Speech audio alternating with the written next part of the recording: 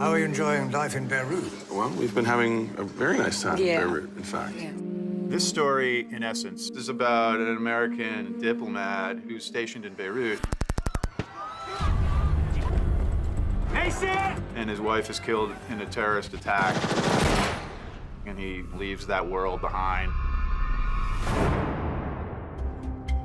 He suffers a profound tragedy, and it takes a little while for him to pull himself out of that. Mason Skiles, there's a check. $6,500 and a first-class ticket. I wouldn't go back to Beirut if it was the last place on earth. It's a serious request, Mason. They know that. Tell them I don't have a passport.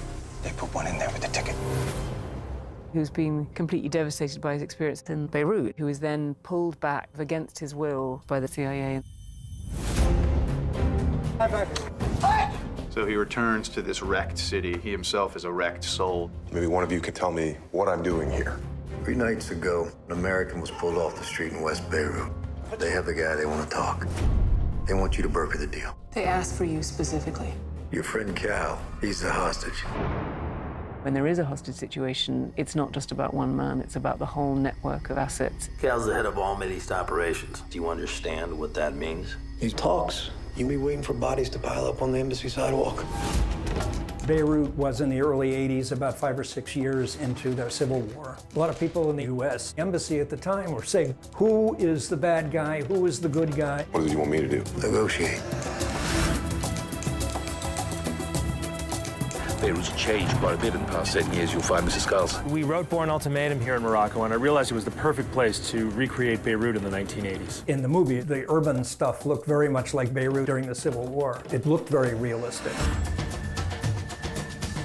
What do you want? I will trade Cal Riley for the return of my brother. It was the Paris of the Middle East, a melting pot of different nationalities. The winter of 1982, just prior to the Israeli invasion, is a particularly explosive time.